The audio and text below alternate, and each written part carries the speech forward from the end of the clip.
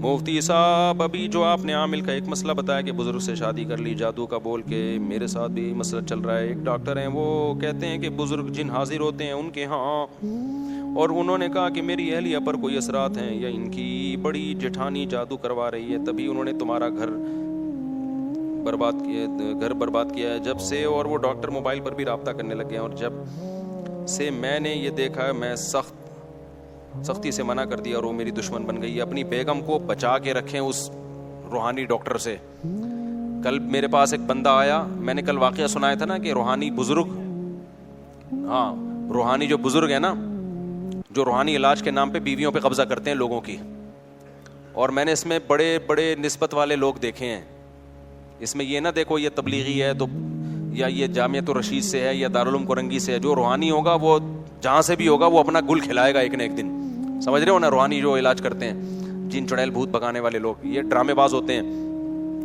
تو کل میں نے واقعہ سنایا کہ ایک آدمی کی بیوی پہ اس پہ مسمرزم کرتے ہیں یہ لوگ، پھر خواب میں بزرگ آنا شروع ہو جاتے ہیں اس کو، وہ کہتی میں اسی سے شادی کروں گی. کل میں نے یہ واقعہ سنایا تو کل بیان کے بعد ایک بندے نے بتایا کہ سیم یہی کیفیت میری بیگم کے ساتھ ہے. ایک بزرگ ڈاکٹر ہیں، ڈاکٹر بھی ہیں بزرگ بھی ہیں، وہ کہتے ہیں مجھ پہ جنات آتے ہیں اور پتہ نہیں بزرگ تو اس نے میری بیوی کا دماغ کیپچر کیا ہوا ہے، اور میری بیوی کہہ رہی مجھے طلاق دو، میں نے اس بزرگ سے شادی کرنی ہے. جو بھی ان کی خاتون ہیں زوجہ ہیں، ان کو میں اللہ کا واسطہ دے کے کہہ رہا ہوں اس بزرگ کے چکر میں مت پڑو، وہ زندگی برباد کر دے گا. اور جو خواب آ رہے ہیں نا، خوابوں میں بزرگ آ کے کہہ رہے ہیں یہ سب شیطان ہے، بزرگ نہیں آ رہے، یہ کیا آ رہا ہے؟ شیطان گھر تباہ کر رہا ہے آپ کا. تو بیگم کو روکو، اپنی سختی کرو اس میں، اور اس بزرگ کو بھی جا کے ذرا پکڑو. الو کے پٹھے، تو کون ہوتا ہے میری بیگم سے بات کرنے والا؟ جن چڑیل بھگا رہا ہے. اگر کسی شخص کی بہت ساری قضا نمازیں، مجھے یاد ہے چند سال پہلے ایک بہت بڑے مفتی تھے، وہ بھی روحانی علاج کرتے تھے. میں نے بیان کیا، سمجھایا ابے بھائی یہ مفتی نہیں ہوتے، ان کے نام کے ساتھ مفتی لگے ہوئے ہوتے ہیں، اور کہیں ہو سکتا ہے کسی مدرسے میں بیٹھتے بھی ہوں. نہیں آ رہی تھی سمجھ میں. ایک صاحب کا قطر سے فون آیا کہ مفتی صاحب میں ایک بزرگ کو جانتا ہوں، وہ نہیں بزرگ کا نہ بتایا نا، بہت نیک ہے وہ، میری بیگم پہ دورے چڑھتے ہیں. جب وہ بزرگ دم کرتے ہیں نا فون پہ، بیگم قطر میں وہ یہاں، جب وہ بزرگ فون کرتے ہیں وہ ٹھیک ہو جاتی ہے. اور میں نے کہا میں یقین سے بتاؤں ابھی یہ جو دورے تیری بیگم پہ آ رہے ہیں نا، تیری ماں پہ بھی آئیں گے، تیری بہنوں پہ بھی آئیں گے، تیرے پورا خاندان لپیٹے گا. اس نے کہا وہ تو آ گئے ہیں، بہت سارے لوگ ہیں، ہم انہی سے بیعت ہو گئے ہیں. میں نے کہا جب تک پورا کراچی تو ان سے بیعت نہیں کروائے گا نا، یہ جنات جائیں گے نہیں، اور فراڈی ہے یہ. نہیں سمجھ میں آ رہی ان کے بات. اور آہستہ آہستہ اس کی زوجہ کے تعلقات اس بزرگ سے کیا ہو رہے ہیں؟ مضبوط. فون پہ وہ سمجھا رہے ہیں جن تو نہیں آئے با، وہ بتا رہی ہے کہ نہیں آئے با. اور میں نے کہا یا تو میں بدگمان نہیں ہو رہا، یا تو تمہاری بیگم ہی 2 نمبر ہے. جن چڑھا لیتی ہے اپنے اوپر، جب بزرگ بات کرتے ہیں تو ٹھیک ہو جاتے ہیں. اس کو عشق کا جن چڑھا ہوا ہے. یہ جن ان کے نا ڈرامے بہت ہوتے ہیں، عشق معاشقوں میں بھی جن بہت انوالو ہوتا ہے. لڑکے اپنے اوپر جن مسلط کر لیتے ہیں، لڑکیاں جن مسلط کر لیتی ہیں، ڈرامے باز ہوتی ہے. ان کو پتا ہوتا ہے کہ یار اس چکر میں رابطہ تو ہو جائے گا نا. تو میں نے کہا بہرحال بدگمان نہیں کر رہا میں، لیکن یہ بندہ 2 نمبر ہے.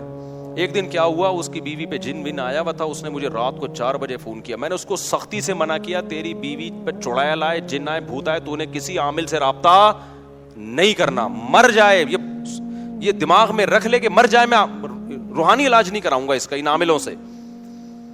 اب 4 بجے اس کا فون آ رہا ہے، میری بیوی مر رہی ہے، ہاتھ پاؤں ٹیڑھے ہو گئے، زبان ٹیڑھی ہو گئی. میں نے کہا نہیں کر اس مفتی کو فون، نہیں کر، کسی سے علاج نہیں کر، کسی سے علاج نہیں کر، برداشت کر، ٹھیک ہو جائے گی. نہیں تو یار کیا فائدہ جب تیری بیوی عاشق اس کی ہوئی بھی ہے تو مر جائے. اچھا ہے نا یہ، آپ کی ہو بیوی آپ کی اور عاشق کسی اور کی ہوئی بھی ہو تو اس سے بہتر نہیں، یا تو پھر آپ مر جاؤ. دونوں میں سے ایک کا مرنا ایسے موقع پہ کیا ہے؟ قدرت کی طرف سے. ایسا نہ ہو کہ آپ خودکشی کر لو. وہ کہہ رہے پھر فون کیا، حضرت بہت حالت خراب ہو گئی. میں نے کہا بھائی تو بیگم کے نا کان میں بول دے مر جا، بزرگ سے فون نہیں ملا. اور ویڈیو بنا لے تاکہ تیرے اوپر کوئی قتل بدل کا کیس نہ آ جائے کہ تو نے مارا ہے. یعنی کوئی ویڈیو بنا لے تاکہ بعض دفعہ مری بھی ہو تو پتہ چلے اس پہ ڈال دیا اس نے مارا ہے. تو 2-3 گھنٹے بعد فون آیا، حضرت ٹھیک ہو گئی الحمدللہ. حضرت کیا ہو گئی؟ اچھا. پھر 1 ہفتے بعد فون آیا، اچھا مجھ سے خوش اتنا ہو گیا کہ مجھے 10,000 روپے ہدیہ بھیجا اس نے وہاں سے. یار آپ نے میری بیگم کو بچا لیا، مجھے بھی بچا لیا. پھر کیا ہوا، کچھ دن میں اس کا ٹرانسفر دبئی ہوا تو ایک بندہ آیا ملنے کے لیے. پھر اس نے مجھے فون کیا، حضرت وہ بزرگ تو وہ جو مفتی صاحب تھے نا کراچی کے فراڈی تھے، اب جو بندہ آیا ہے نا وہ واقعی صحیح روحانی عامل ہے. وہ فراڈ ہی نہیں ہے. میں نے کہا تیری جو ہے نا قسمت خراب ہے, نحوست تیرا مقدر ہے, مجھے فون نہیں کرنا, مجھے تو خیال ہو اس کے 10,000 اٹھا کے میں واپس بھیجوں, یہ پکڑ اپنے. یہ نحوست ہے کہ اللہ نے تجھے ان لوگوں کے جہاں سے کہہ رہا اس نے میری گھڑی دیکھے بغیر کیسے بتا دی یہ گھڑی ہے, یہ والی گھڑی ہے, بزرگ ہے وہ. میں نے کہا پتہ نہیں کوئی شعبہ ہوگا, کہیں دیکھ لی ہوگی, کچھ کسی سے پوچھ لیا ہوگا, مجھے کیا پتا ہے, دنیا میں بہت سارے, میں سارے شعبے تھوڑی جانتا ہوں, ورنہ میں خود شعبہ باز ہوتا. تو کوئی شعبہ ہوگا تیری جیب میں بتا دیا کہ کیا ہے. میں نے کہا اتنا اگر ہوتا تو یار ایسا تھوڑی ہوتا ہے, وہ کوئی شعبے ہوتے ہیں ان لوگوں کے, بتا دیا ہوگا کہ اس کو پتہ کیسے چل گیا. میرے بھائی یہ بزرگ نہیں ہے یار, لیکن نہیں, اس نے کہا نہیں حضرت یہ تو ہے, پتہ نہیں اس کی بیگم کہاں ہوگی, اللہ کرے اسی کے پاس ہی ہو. نہ ایسے لوگوں پہ کوئی نہ کوئی بزرگ بیگم لے کے مارکیٹ سے شارٹ ہو جاتا ہے, اللہ کرے اسی کے پاس ہی ہو. میرا تو پھر رابطہ ہی ختم ہو گیا. میں نے کہا ہم ساری صلاحیتیں تم جیسے بے وقوف لوگوں پہ تھوڑی خرچ کریں گے, تو روحانی کے چکر میں نہیں پڑا کرو میرے بھائی, انسان کے بچے بن کے رہو. اگر بہت ساری میں 2001 میں پیدا ہوا تھا, ان کو پتا ہے کہ میں 2001 میں جب پیدا ہوئے تھے ان کو پتا تھا کہ میں پیدا ہو رہا ہوں. نمازیں 2018 میرا ایک بیان ہے میرے بھائی, یوٹیوب پہ سرچ کرو قضاء عمری کا طریقہ, اس میں آ جائے گا. مفتی صاحب اگر کوئی لڑکا کسی لڑکی کو پسند کرتا ہے تو وہ اس سے کس طرح بات کر سکتا ہے؟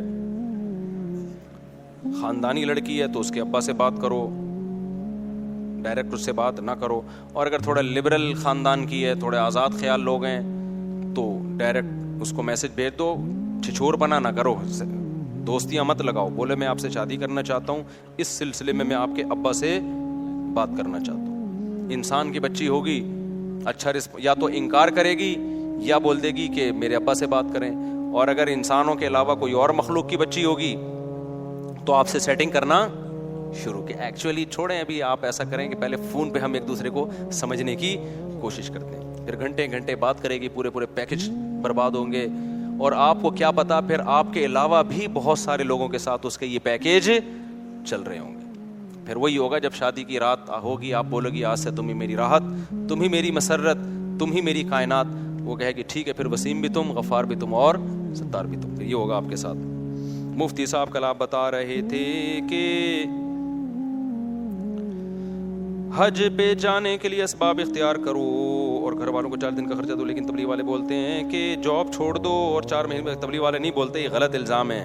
میں نے خود تبلیغ میں دیکھا ہے, وہاں بزرگ حضرات جو پڑھنے والے لڑکے ہیں ان کو واپس کر رہے ہوتے ہیں کہ تمہارا آخری سیمسٹر چل رہا ہے, امتحان دو.